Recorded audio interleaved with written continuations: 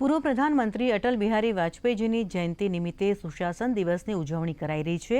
ત્યારે ગાંધીનગરના ચ3 સર્કલ પર મુખ્યમંત્રી ભૂપેન્દ્ર પટેલની ઉપસ્થિતિમાં સુશાસન દિવસની ઉજવણી કરાઈ હતી। આ પ્રસંગે મુખ્યમંત્રીના હસ્તે વાજપેયીજીની પ્રતિમાનું અનાવરણ કરાયું હતું।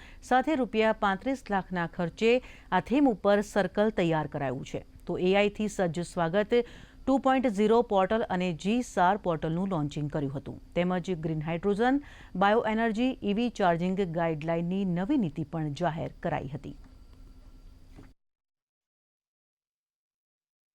આજે લોકોમાં આજે સ્વાગત ઓનલાઈનનો કાર્યક્રમ તમે જુઓ તો ઘણી વખતે આપણને એમ લાગે કે આટલી બધી આપણે દરેક ડિપાર્ટમેન્ટ કામ કરે છે, સુશાસનમાં આપણે આગળ વધી રહ્યા છીએ, લોકોની સુખાકારી માટે આગળ વધતો, પણ સ્વાગત ઓનલાઈન કાર્યક્રમ માટે માનનીય વડાપ્રધાનશ્રીને જેટલા અભિનંદન આપીએ એટલા ઓછા છે।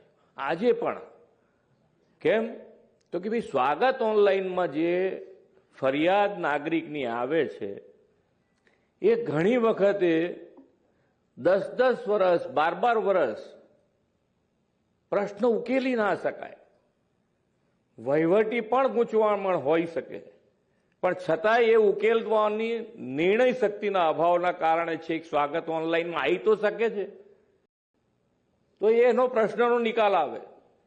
આદરણીય મુખ્યમંત્રીશ્રીએ ચરણોમાં વંદન કરીને અટલ બિહારીજીને ખાસ કરીને જન્મદિવસ નિમિત્તે આજે જે પ્રતિમા લોકાર્પણ કરવામાં આવી છે, આ ગુડ ગવર્નન્સનું એક એટલું સરસ મોડેલ છે અને એ પ્રતિમામાં ગવર્નન્સને લઈને જે કોટ્સ છે એ આવતા જતા આપણે સૌ લોકોએ જરૂરથી વાંચવા જોઈએ।